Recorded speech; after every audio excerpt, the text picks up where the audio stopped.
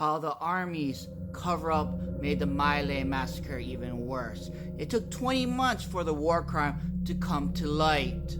It's Asian American Heritage Month, and I like to share Asian American history. It's the morning of March 16, 1968. U.S. Army soldiers enter a Vietnamese hamlet known as My Lai and a search and destroy message in a region controlled by the Viet Cong. And the Army would refer to them as Pinkville. The soldiers didn't encounter any enemy troops, yet they proceeded to set huts on fire, do something I can't mention on here, and murder some 500 unarmed civilians, including approximately 50 children under the age of 4.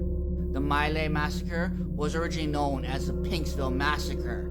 It took more than a year and a half for the public to learn about My Lai through newspapers, and it became emblematic of the U.S. war efforts in Vietnam, where America no longer had this moral compass of protecting Southeast Asia from communism, but instead was just slaughtering Asians mercilessly, where it now showed that many Army soldiers participated in just wanton murder, but also Army leadership had seemed to conspire to sweep crimes against humanity under the carpet. The atrocities themselves were deeply inhumane acts where American soldiers did that, carved blank into their blank, and herd them into ditches so they could, I can't repeat that on this app.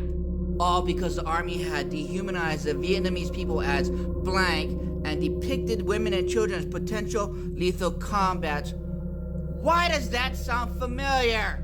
And of course, Charlie Company was quick to argue that because they saw this happen and that happen to their own people, that the Vietnamese people kind of deserved it, well, including because they had an emphasis on search and destroy message and free fire zones where, do you see history rhyming? Many were afraid to speak out. The ones that did were quickly discounted. The Army Public Information Office issued press releases that informed news coverage, but it was riddled with falsehoods. The Army claimed that troops had killed blank and blank, but they were just lying. How do we start learning about My Lai? Through helicopter door gunner Ronald Rittenhouse, who compiled a dossier nearly 1 year later and sent it to 30 Washington officials that started an investigation.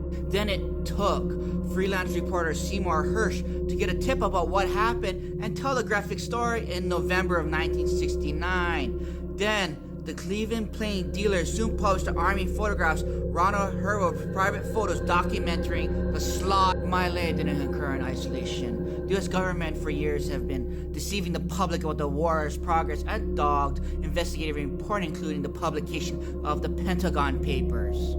I chose to cover the My Lai Massacre for Asian American Heritage Month because the current U.S. government and a lot of its people have shown they have not learned from history.